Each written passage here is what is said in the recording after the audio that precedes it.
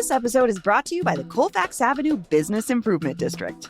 Time is running out to snag your 2025 bag of Colfax. This special gift is Colfax Ave's annual curated gift bag with 4 to 6 hand-selected products from iconic Colfax businesses. The bags are on sale now until they sell out, and trust me, they always do.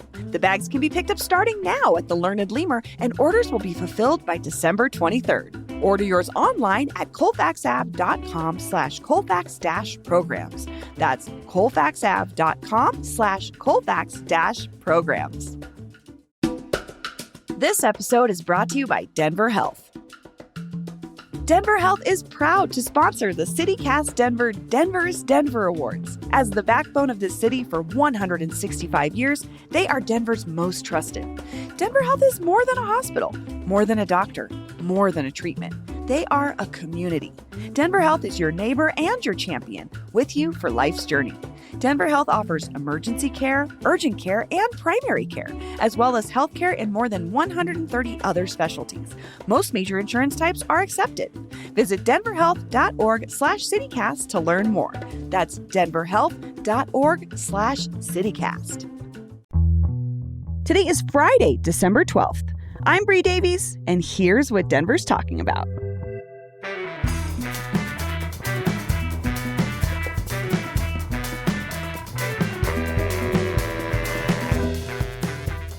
Welcome to CityCast Denver, the show about the state where weed is declining in popularity. Yes, cannabis prices have dropped again this year. Westward reports that according to the Colorado Marijuana Enforcement Division, the average market rate, meaning the median price per pound for marijuana flower, is $6.48 per pound, $648 per pound, which is $1 less than September when they last tracked it. Paul, I feel like so it's less popular or it's cheaper? It's not selling as much, so. Yeah. It is cheaper. This has been the trend. Yes, from 2021, dispensaries brought in $2.2 billion in sales. In 2024, that number dropped to 1.4. That's interesting. Because I think as someone that consumes THC pretty regularly. Per pound? You buy it per pound? Well, you get to a place where it makes more sense. Like, let me just learn how to cultivate it myself. You know what I mean? And because you're allowed to have plants. And, like, at what point am I going to stop paying $120? Well, having lived in a grow, not by choice, it's a very arduous, like, it's a task. It's not just like a house plant. So I would just say labor-wise, it might be worth buying it. Just I don't know. Straight out the bat. And support, your local Colorado businesses. Conglomerate. One of the 3 dispensary giants that probably owns everything. Yeah. I talked to a guy, one of these people who owns one of these big companies. He came to weed from, baby products, baby toys. And he was like... Natural. Yeah. I thought weed would be... he just jumped in because he had money and it was new market. And he jumped in and he was like... He told me... I just thought I had a lot of experience with highly regulated markets, so I'd be well suited for this field. And you know what? He's crushing it. He was exactly right. Yeah. Oh, good for him. Yeah, he's one of the big brands is his. Unless he sold out at some point. I mean, for his sake, I hope he did. It's not going great. Yes, clearly it's not. Well, good. Transferable skills for the win, I guess. I always thought that was interesting. It was like, what a weird jump. Yeah, that is a weird jump. But again, if you've got the money... Yeah. This is the hot thing. And a conspiracy theorist nightmare. Everyone who's afraid of kids getting a hold of weed. Yeah. Honestly, we had some friends recently who had a situation where their child did they maybe consumed an edible on their vacation. How'd it go? Well, horrifying for them. They felt like the worst people in the universe. What about for the kid? She would not shut up. Was it sick? She just sat on the bed all night in the hotel and ate candy and just chilled. So it worked out fine, but but mentally as a parent, and I know they only revealed this to probably us and no one else, but like as a parent, you're like, I literally just failed the test. Real quick, what's their first and last names? No. No. I love this family too much. Okay, good. And they know too many people. They are old Denver people. All right, if someone can look up Bree's old MySpace and say which friends. Is it in the top 8 friends? So we can narrow. Okay. No. It's not that era of my life. Fair. So, well, I'm Bree Davies. It's Friday. We're looking back at the news of the week, including disability activist lawsuit against RTD, more drama in the race for Hicks' U.S. Senate seat, and so much more. We're coming to you on video, and we're taping in the beautiful Dude IDK studios in 5 Points. You've heard his voice Producer Paul Caroli is here. Hi, Paul. Hey, what's up, Bree? And Folks, you're going to want to look at the Instagram to see Bree's hat today. That's the thing to see, Bree's hat. It's a very interesting hat. I've never seen anything like this. It's a Santa hat with a baseball cap You've brim. never seen a Santa hat? Not with a baseball cap I brim. looked at the tag. It's from Duluth Trading Company. Duluth? That's fancy. Well, I'll tell you, this came from a friend of the family whose sister is a rich lady hoarder. Okay. And this friend just offloads stuff out of her sister's house without telling her. And this is one of the things we've acquired from that. And it's much more useful with you. Thank you. Thank you. I love it. You've heard his voice before as well. Right now, comedian, our man inside Casa Bonita, Joshua Emerson. It's been a while. Hey. Hi, Bree. How you doing? Good. I'm offended by your jacket, but other than that, good to see you. Go Suns till the day I die. I want Suns championship more than I want land back for Native Americans. I want that on record. You heard it here first, okay, folks. That's true. Okay, that's one feels more achievable, and it's not the Suns championship. Okay, thank you. Okay, that's fair. When you put it in that context of achievability, yeah. I'm with you. Yeah. Before we get to the show, Paul, you and I have some stuff to discuss. Sure. Very important. We're in the middle of, I know that sounded very, very serious. Are you This guys is an breaking up? airing of grievances. This is the Festivus show. Is it my fault? Yes. Yeah, that's why all you're of it here. is your fault. We need your testimony. God, all right, this is Very too real. serious. This is No, too it's real. not. It's not. It's a good thing. We're in the very end of our winter membership drive. Today is the last day. If you've been thinking about joining, now is the time. We just learned earlier this week you get a free CityCast Denver beanie. It's very The cute. green one? The green and white one? No, this is a different design. So if you have the green and white one, you may want to sign up again and acquire this one. It's a different beanie. It's sleek. It's black. Just says CityCast Denver on it. It's very cute. Nice. Very cute. The tote bag? We don't have the tote bag. Sorry, it's There one. might be some tote bags of the Denver is Denver Awards. So here, yeah. And if you're an existing member, come see us at the Denver is Denver Awards. We're going to have a bunch of swag from past membership drives. If you didn't get that tote bag or zip on top. Yes, I don't know if we have any more of those, but you might. I don't know. I would say I would invite you, but you're already going to be there. I will give a CityCast person my zip up tote bag if they say hi to me at the Denver Awards, but I may run away from you.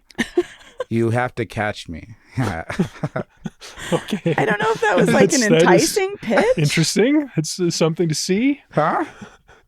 Follow the Instagram for more. Again, just go to membership.citycast.fm. Sign up today. We need you to sign up. This is how we do this show 5 days a week. We are local journalists covering the city and the neighborhoods that you live in. Well, anything else that you're thinking about? I want to level with you here, folks. This membership drive is extremely important. Uh-oh. This is how we make money. This is how we fund the work that we do every day. Yes, we sell ads on the show, but that doesn't cover it. We need membership to cover the gap. And we need you, if you love the show, if you care about the show, to support us, to put your money where your mouth is or where your ears are, and to sign up and become a member today.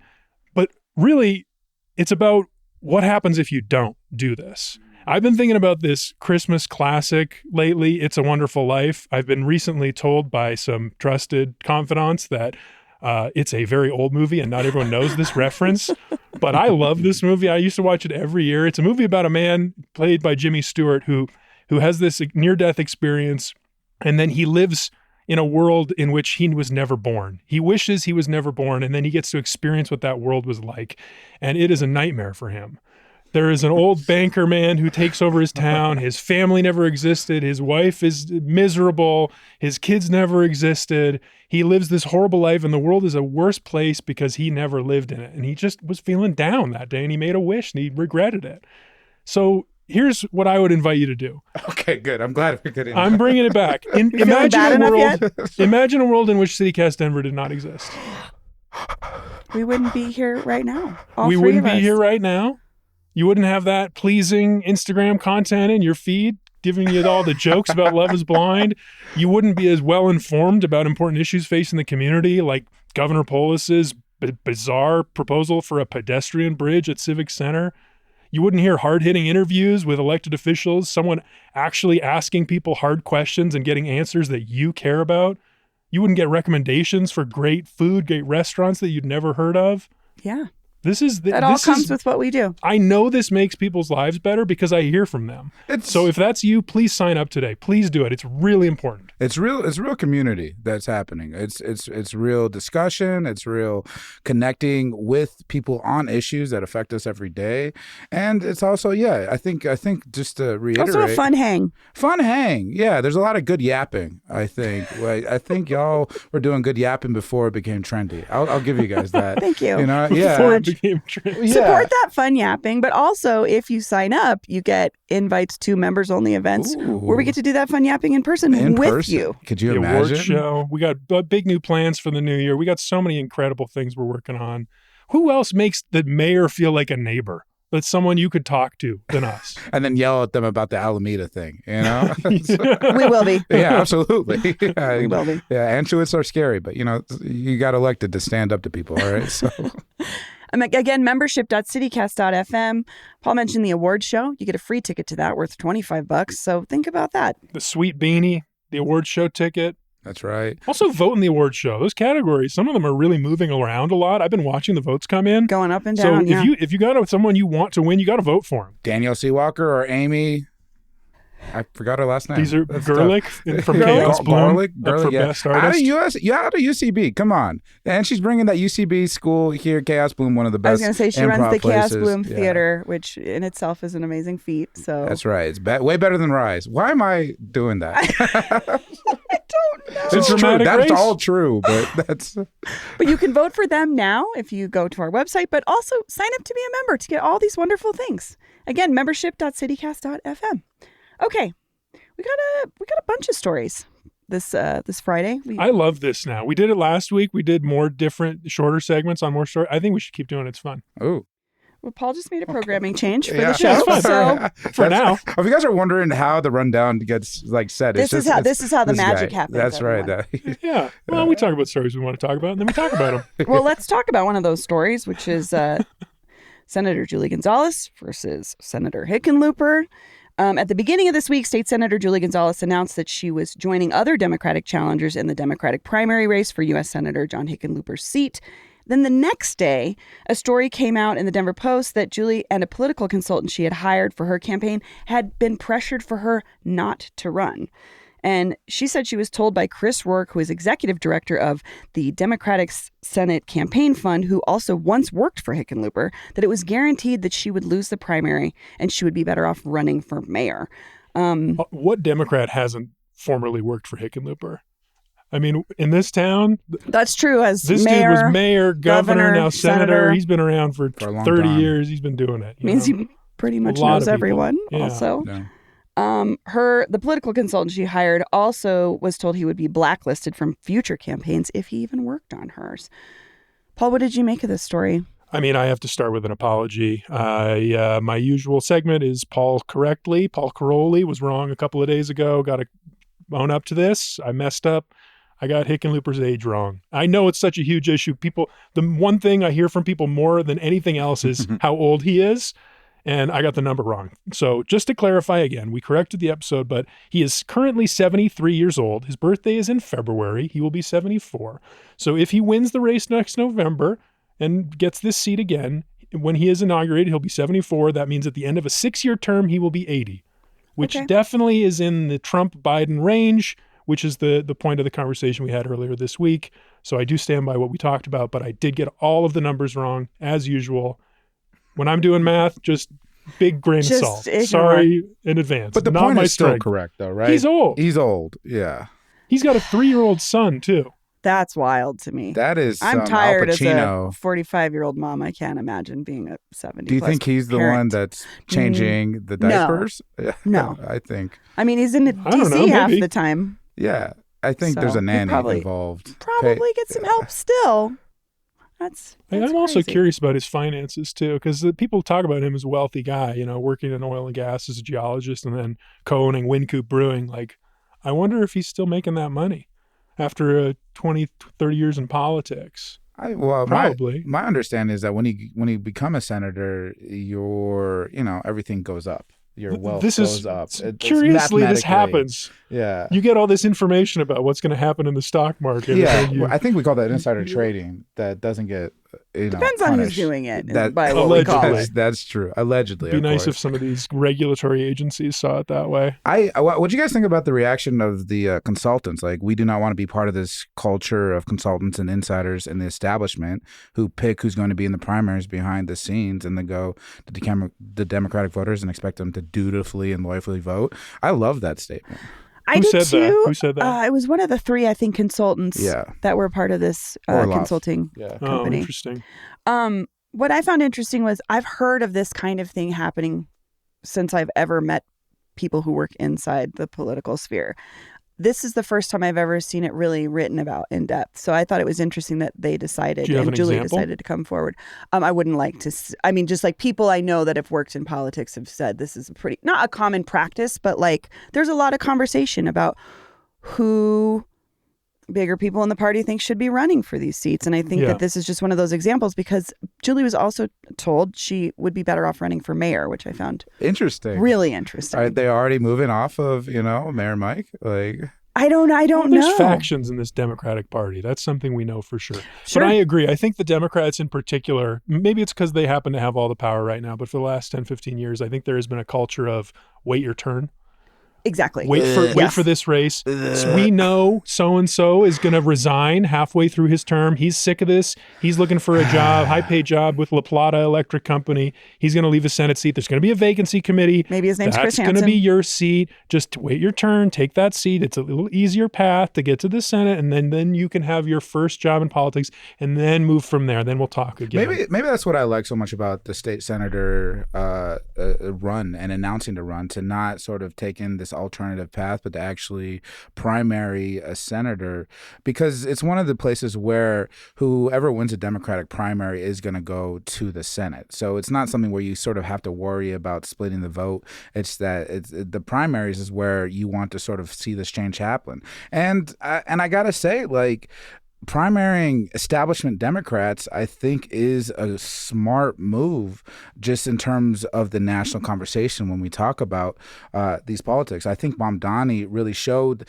that you can sort of galvanize and excite a voter base. Youth voting went from 8% to 25% in the mayoral elections from his sort of this movement, and people are tired of just the ineffectiveness of establishment Democrats. And here's where to do it. We had 30,000 people at the Bernie Sanders AOC rally. That's one of the biggest rallies in the country. There's a lot of progressive Democrats here in Denver specifically. So if you're going to challenge people in the primaries, this is one of the best places to do it. So I'm excited to see this just in terms of the national story of progressive versus establishment Democrats. I couldn't agree more, Joshua. I think there was a big narrative that Hick is vulnerable right now. And he has come to represent, especially this year after Trump was inaugurated, a lot of what these young, progressive, liberal Democrats, some might not even call themselves Democrats, don't like about the Democratic Party. This go along to get along, incrementalist attitude. And you can see that is exactly what she has honed in on in her campaign announcement so far this year. I mean, there are a lot of things she could have talked about with Hickenlooper. You'll notice she has not mentioned Israel one time. He has been a friend of Israel. She has not mentioned it. I'd love to hear what her perspective is. A seat in the Senate is actually a really important position of power to change U.S. foreign policy on Israel, and that's a seriously hot topic in the Democratic Party. She hasn't mentioned it. Maybe we'll get a chance to talk to her about it. I was going to say, we're a week in, so I imagine she's got a strategy of how she's going to roll these out. Where she has hit him is votes for Trump's nominees. He has been one of the top approvers of Trump's nominees. Now, he says there's no reason to vote no because I have no power. They're going to get approved. So why not just say yes? Because then they'll take my phone call. That's a perspective. She's saying say no at all costs, resist at all costs, different strategy. I also think that's positioning her with some of those like resistance Democrats too, that are fed up, that are the voters that are focused on Trump and anything that can be done to stop Trump. And I think that was smart of her to bring that out right away, to maybe bring some people in who wouldn't be paying attention to her necessarily just yet. The other thing about that strategy, though, for Julie Gonzalez in particular, though, is I understand the energy she's trying to harness, but I actually think she has more in common with Hickenlooper than she's portraying this week. I think she has a history of working across the aisle and taking a more incremental approach to policy. She talked about that in her interview with Kyle Clark, of being that person that works across the aisle. She has definitely, and there was an example back in 2022. I remember this. We talked about it earlier this week, and I didn't remember it. I finally did find it. There was a land use bill that had 2 Republicans had put forth that would have forbid municipalities from enacting new limits on basically a pro-growth measure. And she crossed the aisle, quote, crossed the aisle to help the bill survive its first hearing. She says, quote, "This is not a party issue. This is something we're all grappling with as Coloradans." Like, to me, that is exactly what Hickenlooper would have done. That's very similar, actually. And I think that's her mold, naturally. But I think she's quicker in terms of understanding the political landscape. I feel like Hickenlooper is much slower in terms of making the decision, or not, or very much not making the decision at all, and sort of just going along in terms of what the whip wants him to vote. I mean, maybe. I don't know. I mean, it's hard to be in the Senate and take a stand, like, because what impact do you have when you're a minority party and the entire government is run by Republicans? For Hickenlooper, like, this was the interesting question, I thought, from Kyle Clark to Julie Gonzalez. Like, what would you do differently? What would you be pushing for? What common ground, or are you going to find common ground with Trump and the GOP nationally? Like, are you going to be able to make an impact for Coloradans with this strategy as a senator? But you can make an impact politically in terms of getting a voter base out, and you know what I mean? Yeah, I think that's what she's going to be making the pitch for. Yeah. Yeah. That's how I know her, is the community work that she did prior to her seat. So that voter group is already paying attention to her. I think she's just finding new ways to talk to other folks in the Democratic Party who maybe wouldn't consider her, because she's not the only challenger in this race. But the thing also I found interesting was that obviously she's a threat to Hickenlooper based on the activity that was reported. Domain names related to Julie's name and campaign were registered and actually redirect to Hickenlooper's campaign site, and that happened back in September. I Googled Julie Gonzalez for Colorado, and the first sponsored result, it goes to Hick's website. And then it was reported also, I think, in the Denver Post, that a text poll went out in September asking questions about Hickenlooper and Gonzalez. So they clearly see her as a real challenger in this race. I think it's a mistake to sort of put the sponsored ad when you like Google Julie Gonzalez to Hickenlooper, because I feel like it elevates her and puts their names next to each other, right next to each other, and makes it and makes her a viable candidate. I don't know. I feel like that speaks to Hickenlooper's team's political savvy, that they both knew this was coming. I mean, a lot of people knew it was coming, but then they, got that advantage, that, and also a failure for Julie Gonzalez's team. And it made me think that this intimidation tactic that was reported in the Denver Post. So there was this person who Gonzalez had hired to help her, who says that he was threatened with being blacklisted if he worked with her. So that makes me think, were there other people who were also threatened, but then gave in to the threats and didn't work for her? That's a good question. Has she been denied access to those talented people that would have otherwise worked for her because of the power of the Democratic Party machine? That's a great question. Yeah. Reach out, 720-500-5418. If that's you, I want to talk to you. Yeah, specifically the Colorado Democrats say they encourage anyone with the spirit of service to run. We are neutral in primaries. Right. Yeah, that's some of the people that are making phone calls behind the scenes. Yeah. We talked about this too. Shad, I just want to say they're being hypocritical. Yes. Yeah.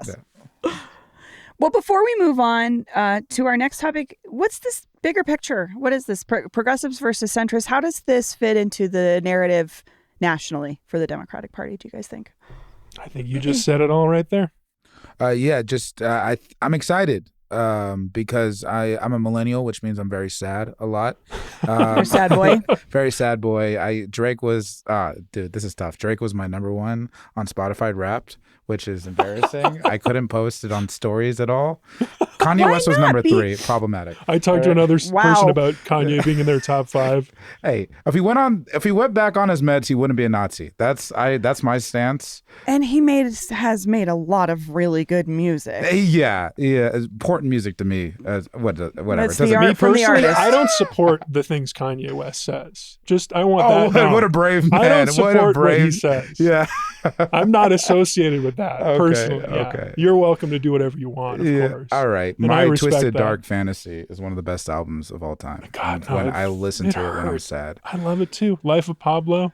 My millennial Spotify Wrapped calling card was in my top 5. I had a band called Goose and another band called Geese. I have heard of Geese. I have not heard of Goose. They're actually. both great. I like them both. So, You just listen to music acts that look like you are. You know what I mean? Okay. Goose and Geese. That's crazy. I got to type.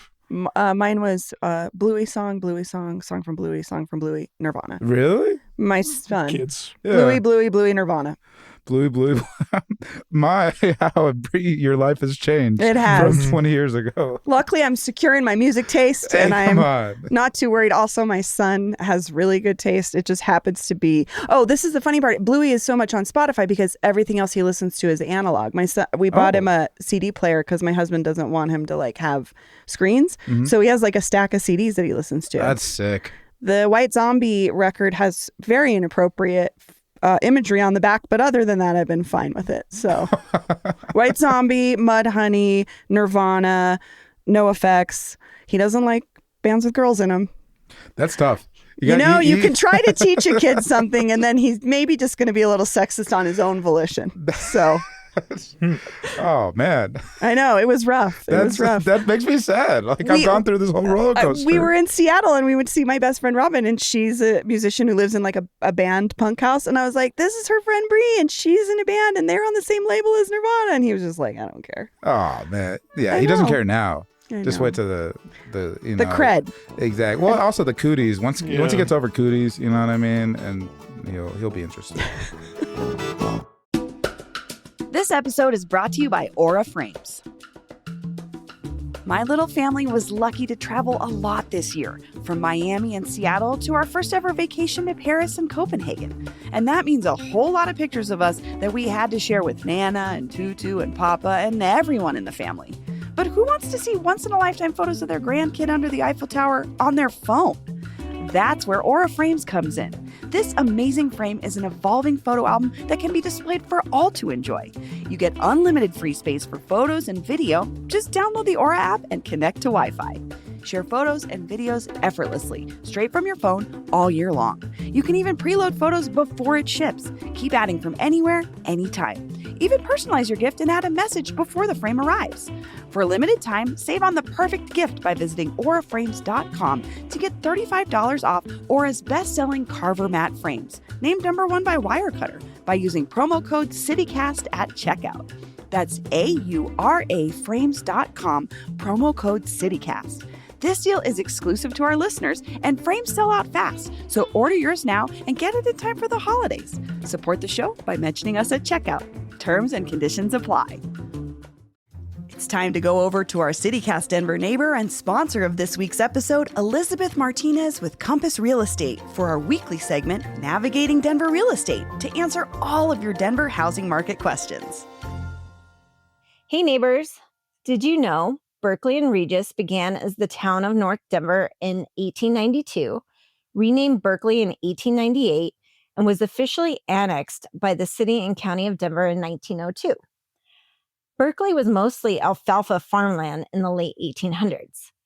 In 1887, the Jesuits built what is now Regis University, whereas Main Hall stood alone on the prairie, quickly becoming an anchor that drew residents and development to the area. At 38th and Tennyson, Elitch Gardens opened in 1890 as another attraction to the side of town. As Denver expanded, the streetcar reached Northwest Denver, turning farmland into a connected suburb and shaping Tennyson Street into the commercial hub it remains today. Parks followed with Berkeley Lake in 1906 and Rocky Mountain Lake in 1910. Before Berkeley joined Denver, the city passed the 1863 Brick Ordinance, which required most new buildings to be made of fire-resistant materials like brick or stone. Many Berkeley homes, though, including Victorians and bungalows, were already built with wood, which distinguishes the area from Highland. In the 1960s, I-70 cut through Berkeley, splitting the neighborhood and park. Although Willis Case Golf Course, established in 1928, was spared. Today, Tennyson Street is covered with newer condos and townhomes and flanked by newer duplexes built in the last 10, 15 years since in 2010, zoning changes allowed for more density. I find this history fascinating, and it's one reason I love showing buyers these neighborhoods on Market Education Day as part of my real estate services. This segment is sponsored by Elizabeth Martinez with Compass Real Estate. Have a question about Denver real estate?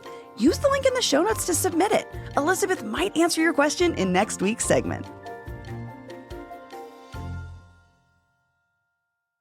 All right, we're back. The next story involves the city and this new homeless shelter contract. So after strife with the Salvation Army's handling and mismanagement of some of Denver's shelters, the city did not renew that organization's contracts. Instead, they picked several new service providers to do shelter managing and operations. Well, our friend Kyle Harris at Denverite went a-digging and found out that Urban Alchemy, one of these new service providers that got a $30 million contract to run a shelter at the former Doubletree Hotel, had some major issues that no one in the city seemed to be addressing. Kyle reported on some troubling information about Urban Alchemy back in October, which included accusations of lobbying rule violations that were later thrown out, data misreporting identified by Urban Alchemy itself, a sexual harassment lawsuit, a worker who hosed down a sidewalk, nearly drenching an unhoused person, and more than 20 court cases since 2020. There's a lot to this story. I guess I could get into two. The former chief growth officer of Urban Alchemy, Jeff Kozitsky, is currently the deputy director of shelter and stability in Denver's housing department. So he left this organization to come work in Denver. Paul, what struck you about this story? I mean, we saw Kyle really was single-handedly reporting on this since October. Terrific reporting from Kyle Harris, as usual. He's the best. I think it's complicated, but it's also extraordinarily simple. I've done my own reporting on this world. I think it all comes down. I mean, people debate like different strategies, housing first, jobs first. It's very common. You hear like, oh, what are we trying? What are we doing over here? And you know what is actually the most important thing? Money. You spend more money, you get better results with this stuff. And in this case, that's the whole thing. When Salvation Army was on the outs, when the city was like, we want to get more different providers because we don't like Salvation Army for whatever reason, they put out a request for proposals known as an RFP, and quote from Kyle, just 3 groups put in bids to take the reins from the Salvation Army, the local St. Francis Center and Bayard Enterprises, along with Urban Alchemy. All 3 applicants were picked to run a shelter. There were no other options. Yeah. If we offered more money, if we gave more resources, there would be more competition, there would be better services. And they would be better resourced to provide better service. Yeah, I mean, I think that is the most interesting thing to me about this too, is that there were only 3 options. They had 3 positions. Who else were they getting? I mean, they could put, they were in a time crunch too, because you can't have no one running the shelters, and Salvation Army was on its way out. Well, the money part is interesting, too, because Kyle reported that the CEO of Urban Alchemy makes $370,000 a year, flies first class, and has a driver, which is just like, I mean, if anything, that's really bad PR for what you're supposedly supposed to be doing. And they have top executives that make $150K plus, several. So that's where some of that money is probably going. But they run multiple shelters around the country, I should say. Not just Denver's. Yeah, it's like a nationwide company, and that I get it's a bad look, but it's not surprising, you know, in terms of the salary ranges and that they fly first class. That's just sort of how corporate nonprofits sort of operate. You could do that for a number of corporate nonprofits and point out the hypocrisy. of it. It is sad though that they literally had only enough people apply for the shelters that they needed to cover with Salvation leaving. Yeah. And this isn't. It's some of the hardest work too as well. It chews social workers up and spits them out over and over again. The turnover rate when it comes to these caseworkers is incredibly high, and it's also just it's brutally difficult work. And they're probably under resourced to the point where those caseworkers have a lot more than they should be handling, frankly. Yeah, and all those people experiencing homelessness are human beings, and they deserve to have real, like, their considerations taken into account. But it's like, I think you hit on the nail on the head, where it's who else is going to do it? You know, like because the work is so brutal.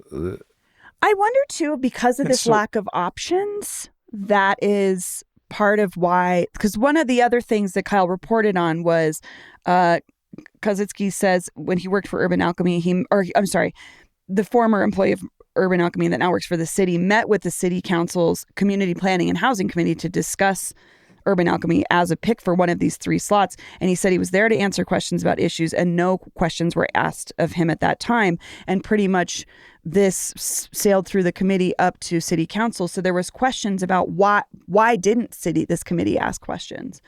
And the Community Housing Planning and Housing Committee, for what it's worth, is made up of Councilwomen Parody, Romero Campbell, Alvidrez, Lewis, Sandoval, Sawyer, and Torres. So that was, I think, one of the bigger points in the last, with City Council's vote on Monday, was why weren't there more questions asked? But maybe what was the other option? That is interesting, because Flor Alvidrez, she voted against this. Yes, ultimately in the final City Council vote, yeah. But it was also kind of, I don't know. Paul, what did you think about that, the council role? I'm not sure what else they were supposed to do. That's what I'm thinking too. Yeah, I'd be curious. So there's four council people that voted no against them taking over. I'd be curious to what their alternative is. Same. Yeah. Good point. I mean, we knew this was coming when the Salvation Army was on the outs. We had this conversation then. Who was going to take over? And here we are. Yeah. Not great options. Yeah. Okay. Our next story, RTD Access On Demand lawsuit, which includes disability activist group Atlantis Adapt, the Denver chapter of the National Adapt organization, is suing RTD over its planned changes to its on-demand ride services, which are different than Access-a-Ride, which is, I think, a good thing to make clear, is this is on-demand rides like Uber or Lyft style. The cuts voted on by the RTD board include changing how much rides were subsidized. Now RTD only covers $20 of each ride's cost, down from $25. Riders will also now pay a base fare of $4.50 per ride, or $2.25 for those who qualify for RTD's income-based discount program. Disability activists believe these cuts to services violate the ADA. Paul, you're pretty looped in with the RTD board in terms of like what they're doing or how this went down. Do you want to talk a little bit about that? Because I know it was not an easy vote. Oh, why the vote happened a few months ago? Yeah. Well, the vote happened because this program is extremely popular, enormously popular. The number of active users has increased from 2,100 in October 2023 to almost to 3,300 in August 2025, 306% increase. So that is costing RTD a lot of money that they do not have. RTD is facing a massive budget deficit, $50 million next year, nearly $3 billion projected in the early 2030s. So it's they call it a supplemental premium curb-to-curb service for paratransit customers that meet ADA criteria, and unlike Access-a-Ride, is not required by federal regulations. That was from the press release announcing the vote to sort of downfund the Access on Demand. They're like, we were offering this as an extra. We don't think that this is federally required. And so we have taken this vote out of budget constraints, and it was a very hotly contested vote. I mean, if you go back to the coverage, you can see the directors were not happy about having to make this choice, and it was a pretty controversial. But that's what the lawsuit is about: is it required by federal regulations? And that's, I think, what's interesting now is what's next and what is exactly being challenged. Yeah, it feels a little bit like activism via litigation. just in terms of like getting the narrative out. I don't know. I wonder how, like, if they're likely to get anything like through the courts, but they're definitely getting the messaging out that like, hey, this program is, you know, going from 25 to 20, and it affects people with disability much higher than everybody else. It is also interesting. You said like 3,500 people. Do you know how often it was used? 3,398. No, Yeah. I don't know how often. Because like the annual boardings for RTD is 65 million. And so just like in terms of like what's being used at RTD for versus this program in particular, I'm curious. Yeah, I mean, I think that's the hard part too. Is I think this was talked about by one of the activists. Is like, the disability community is also vastly underrepresented in the workforce. I mean, the fact that, and I feel like Chris Nicholson on the board kind of addressed this too. Is like, this is disproportionately unfair to folks that tend to be lower on the economic spectrum already. And so how do you balance that with a budget that they have to, I mean, you just talked to RTD CEO Deborah Johnston about the budget. It is everything that they're struggling with right now. Yeah. I mean, and there's a lot of interesting questions. Some people advocate that the public transit should be free. They shouldn't charge fares at all. I mean, mostly they're funded by sales tax revenues, but they do get a pretty good chunk from fares. It's a small chunk, but it's meaningful money. Other places don't charge at all. So we could, and if we wanted, we could demand as voters that RTD has standards of service that they provide. Maybe we want things like access on demand for sure. It's like for whoever wants it. Clearly people like it and a lot of people used it. But I don't know. I mean, I think the fact imposing this base fare of $4.50, like, I don't know, the language of the lawsuit I thought was interesting. How so? Well, they're challenging two things about this change. The lawsuit says that the cut contradicts the 2024 vote that we all made. So that's last year, on a measure that stated RTD should be allowed to retain and spend revenues, quote, to provide vital RTD services, including but not limited to, ... maintaining the availability of services for people with disabilities. So that's one question of the lawsuit is, does this cut violate the spirit of that ballot measure that was approved? Mm-hmm. Does this cut constitute a lack of maintenance in the availability of services for people with disabilities? Perhaps. The courts will decide. The second question is about the American Disabilities Act. Now, the lawsuit alleges that this change violates the American Disabilities Act because it excludes people from participation in a public accommodation, which is public transit. And so if you look at the American Disabilities Act, it says that there's an obligation to do that. But I think the change being a cut and an imposition of a base fare, does that constitute an exclusion from people from public accommodation, charging a fare? Because everyone has to pay a fare to use the bus. Yeah.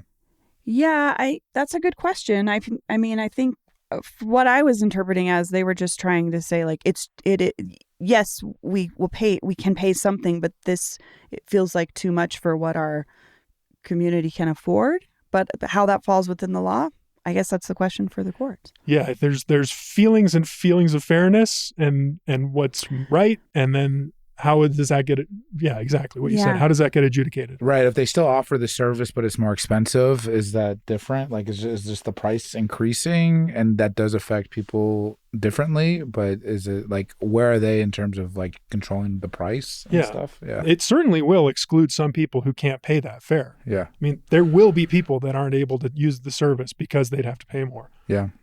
But is that a violation of the ADA? I think that's the question. Yeah, I agree with you. I think so too. I will say I've been more consciously just taking buses now. Really? Especially, yeah. The part of it was your guys' episode, and just to sort of feel how. Part of it was just being in Scotland for a month, and I took public transit everywhere over in Scotland, and it's doable, but it's still pretty frustrating when it's the only thing you're relying on, because you really have to dedicate big swaths of time to make sure you can make these changes. If you have to take more than one bus route to a certain place. You're talking about Denver? Denver in general, yeah. You know, the rate for reliability the RTD has right now is 83%. Is that good or bad? I don't think it's good. I mean, imagine someone taking the bus to and from work every day. That's 10 trips. True. 83% reliability means between 1 and 2 trips in a week is either not on time or doesn't show up. Which is plenty to have someone change their habit too. Yeah. Also of like, I was relying on doing this, but if I can't count on it that many days a week, why, if I have another option, why don't I take it? Yeah, because you can get fired if you're late once a week. Oh my gosh. Absolutely. Or on the way home, you miss your kid's soccer practice, or Or if you can't cook dinner, or you can't pick up your kid on time at daycare, it Yeah. costs you $1 a minute. Yeah. Is So that true? yeah, Oh, if you boy. go over the time, it's like Brutal. $1 a minute. I mean, it depends on the place, but that is often because they're paying their employees to stay to a certain time, you know? So it does have that. It's all money. It's the domino same as the effect. other issue. It's like, where's the money going to come from to get the buses more on time, Yeah. to get them for more frequent service, to make it more reliable, so more. Yeah, it's hard. It's really hard. Yeah. Okay. Let's take one more break, and when we come back, our wins and fails of the week. Hey, Bree here. I love Denver, and I never feel more connected to it than when I run into multiple friends from different eras of my life at a place like St. Mark's, which is one of my fave old school coffee shops in Denver. I always know I'm in the right place when I'm at St. Mark's. And that feeling of deep connection with the city is why we created the CityCast Denver Neighbors program. Yes, CityCast Denver Neighbors is a way to support this podcast and keep it going, but it's also a way of getting more out of the city you love. When you're a CityCast Denver neighbor, you get an early look at events coming up around town. You get to shout out local nonprofits or businesses you love on the podcast, and you get to join us for members-only experiences around the city, like our big award show, which, if you sign up to be a neighbor now, comes with a free ticket to the show, and it gets you into our neighbors-only after party. Join CityCast Denver Neighbors by going to membership.citycast.fm right now. That's membership.citycast.fm, and I'll see you around town. And we're back. It's our wins and fails of the week. Rocky Mountain highs and lows, things that ruled, things that sucked. As always, start with our fails so we can end on a good note. Joshua, what's your fail this week? It's Alamo Draft House. No, Alamo, the movie theater. I Alamo went Draft there. House? Yeah, I went there, and they have a new thing. They want you to order via QR code before the movie starts, and then only use their waiter system during the movie. But then I don't have to tip the waiter if I use a QR code. So I was just trying to be a good little boy and scan it, and I ordered through, online, and the waiter came out and was like, so, hey, do you need anything right now? I was like, oh, I just ordered through the phone. She's like, ugh, so it's like, I'm taking tips from her.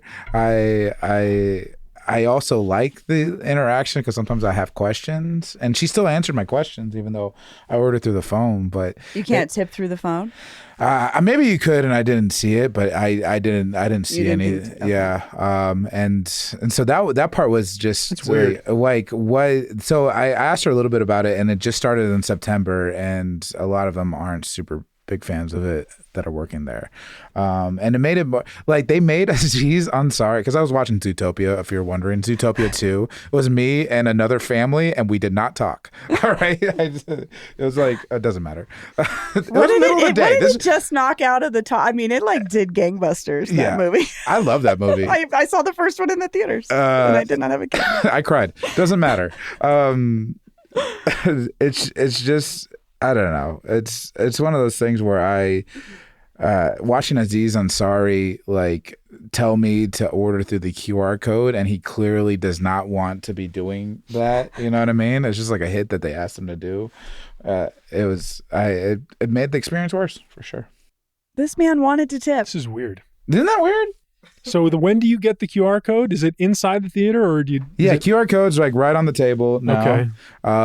And then they encourage you through their messaging. So I have to take out my phone, Take out your phone, scan which the previously QR was a big no-no. Was in Alamo. illegal in Alamo. You couldn't have your phone out. Yeah, I know. I think they say that now at you the have to very take. Now you have to take out your phone right away, and then once the movie starts, they'll let you know all right, more now ordering. you have to order through the little system that you're used to.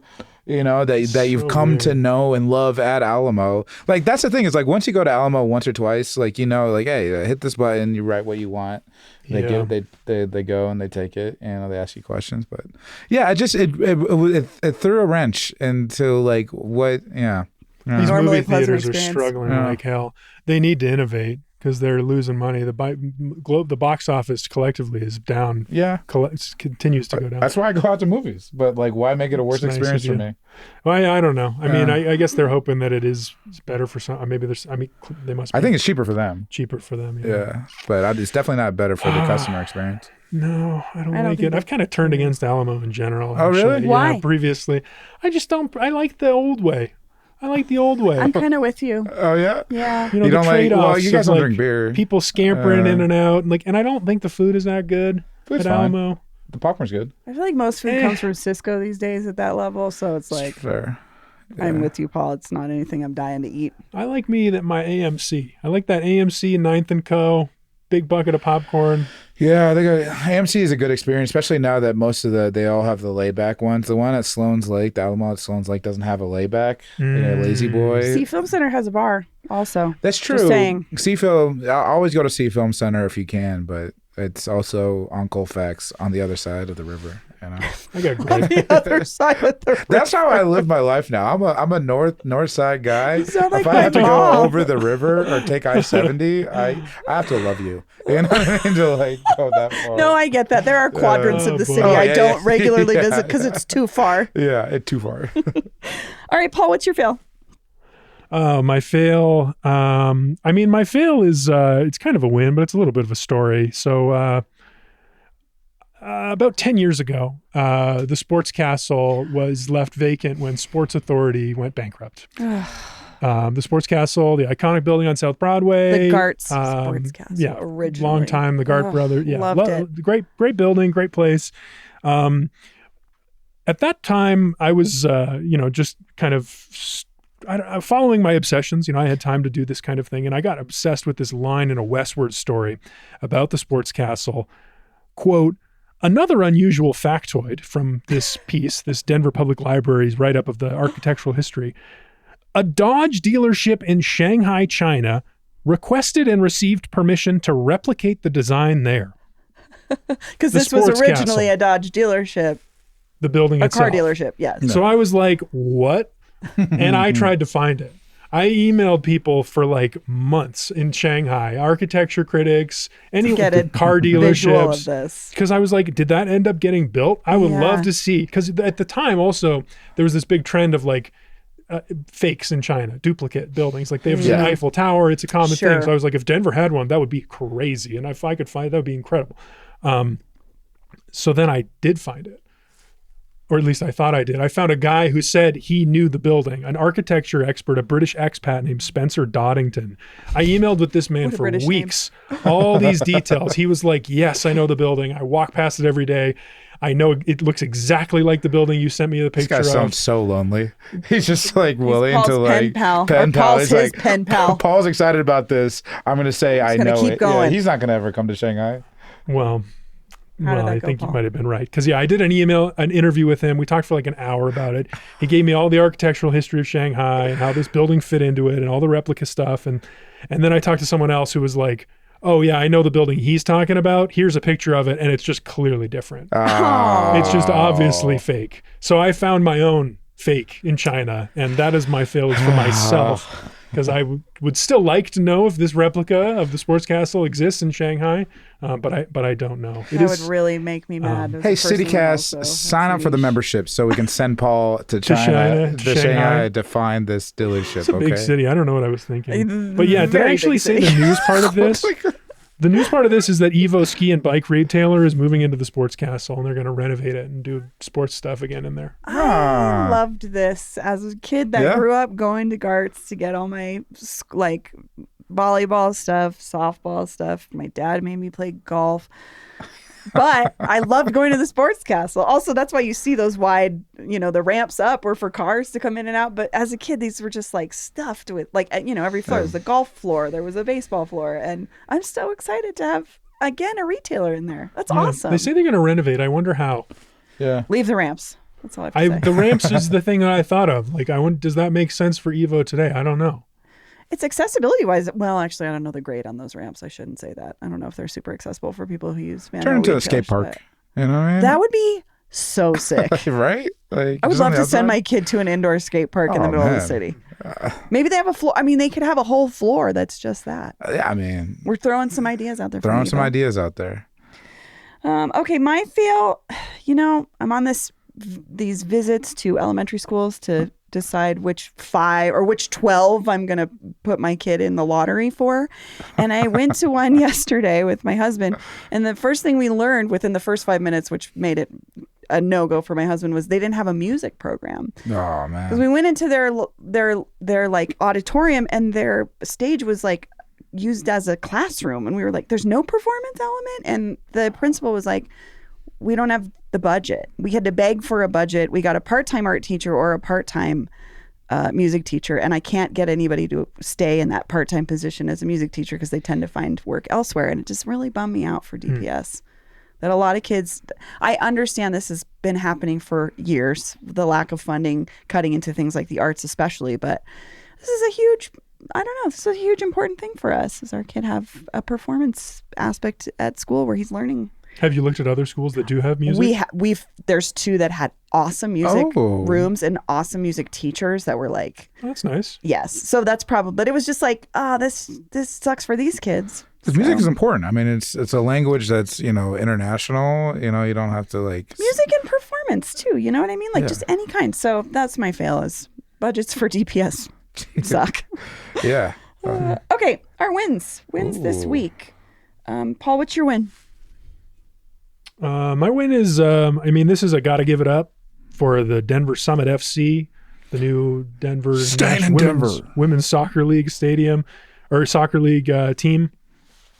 Because a city council committee, the South Platte committee, approved their proposal to give them as much as $50 million, to use as much as $50 million to buy the land that the stadium will be built on down at the old Gates rubber plant at I-25 and Broadway, and build some other infrastructure, it seems. But I mean, it's clearly a win for the team, but I think everybody is pretty unhappy with this process. Like the team themselves, Rob Cohen, who has continually denied my interview request to talk about this. Calling you out again, Rob. We've tried. We love women's sports at CityCast. Talk to Paul about Come it, on. please. Do we not? Yes, Sure. Yeah. that's his pitch. Okay.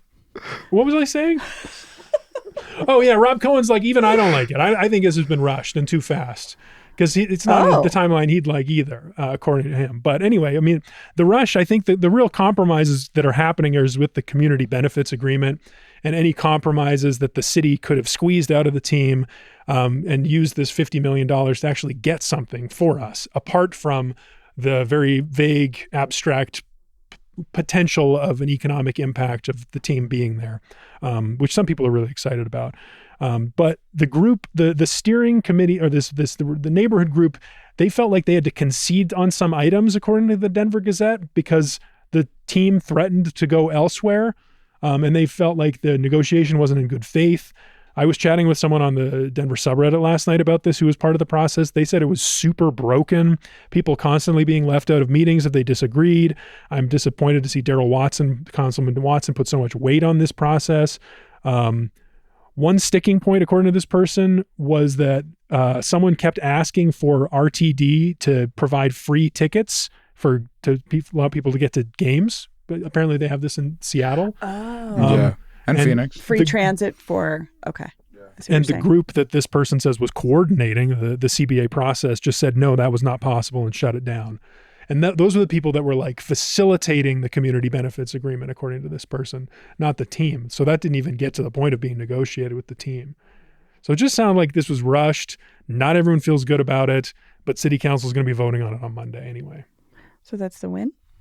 Well, win for the team, yeah. Okay, for the team, I see. Okay. I also think it's Yeah. a win for Denver in general. Like I think that not ironically, women's sports is such a growing market that to have a professional soccer team in Denver is going to be a good thing for the city in general. And to keep it inside the city, I think is cool. I love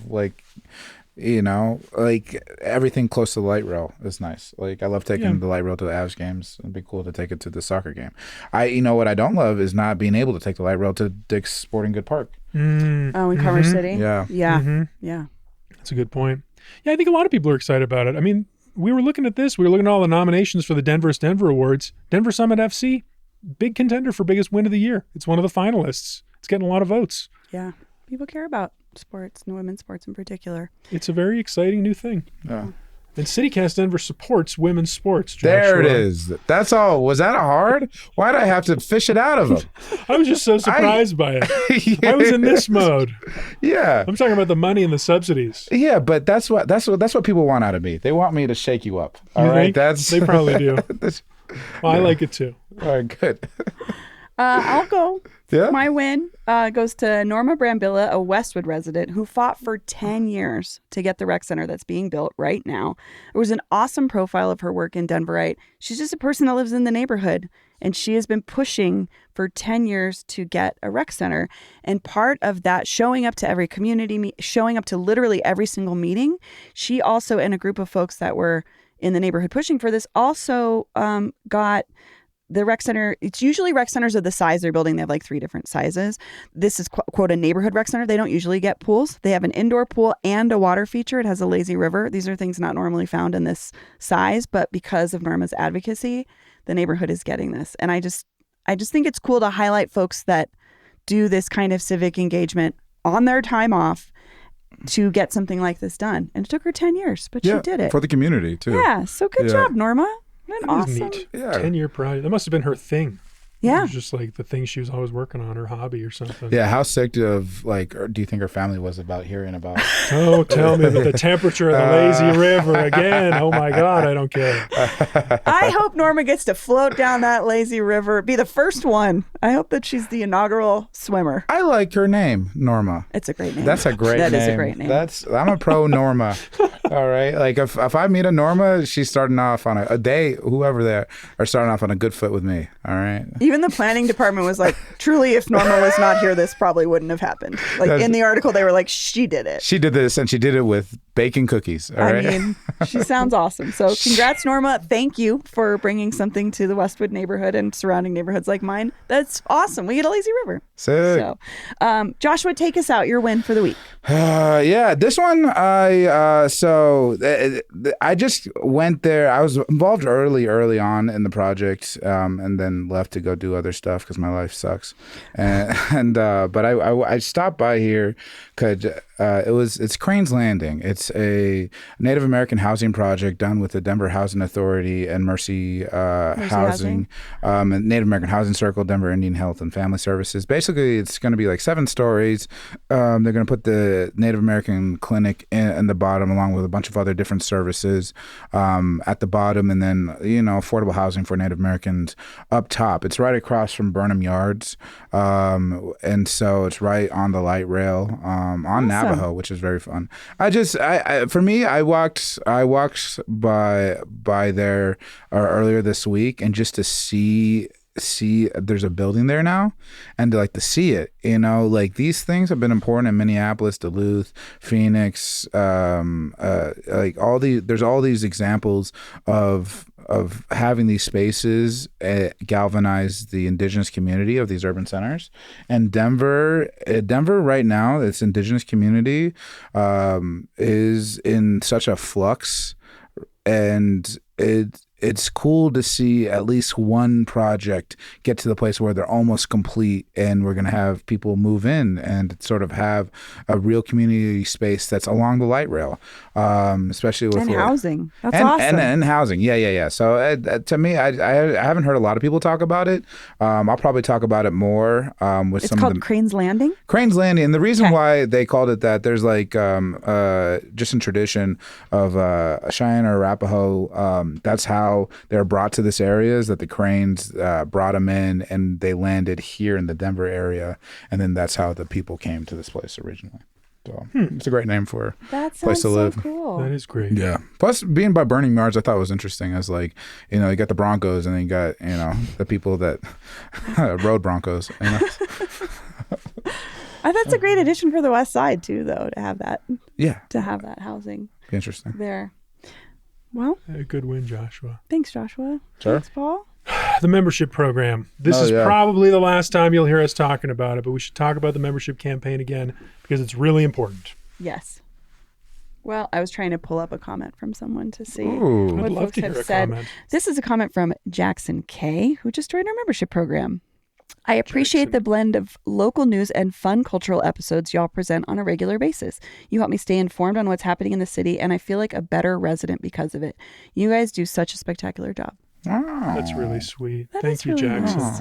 Thank you, Jackson K. Join today, membership.citycast.fm. We've told you what you get. The beanie. The beanie, a ticket to the show, Ticket to the show. hang out with us. Also, if you get a ticket to the show and you're a member, you get to go to the members only after party and hang out with all of us. Oh, So I will be drunk. No, I'm just kidding. good. I mean, we're partying. I will not be drunk, but I will be having a good time with you, and we want everybody to join us. I will be responsibly drunk. All right, That's right. Like an adult would do. Yes. Yeah. As long as you don't drive anywhere, you can get as drunk as you want. I can walk. Perfect. That's the nice thing. I'll be late to call time, but I will walk. Good. So. Well, join us. Membership.citycast.fm. Like Paul said, this is probably the last time you're going to have to hear about it, but we really, really, really need you all to sign up. It helps us make this show every single day and our wonderful newsletter. And it's helping us stay here in Denver, but also grow this show to something even better. Membership.citycast.fm. Okay. Paul, Joshua, thank you so much. See you next time. That's all for today here on CityCast Denver. Our producers this week were Paul Caroli, Olivia Jewel Love, and Lizzie Goldsmith. We record at Dude IDK Studios in 5 Points with support from Jacob Rupp and Nick Holmby. Peyton Garcia writes our morning newsletter, Hey Denver. Abby Madigan runs our social media. I'm Bree Davies, your host. Our music is by Los Mogochetes with additional mixing by Tyler Lindgren. If you haven't already, subscribe wherever you get your podcasts. Follow us on Instagram at CityCast Denver and tell Atlantis Adapt about us next time you see them. You can support this show and get great perks by becoming a CityCast Denver neighbor today at membership.citycast.fm. You can sign up for our daily newsletter and learn more about us at denver.citycast.fm. See you next week.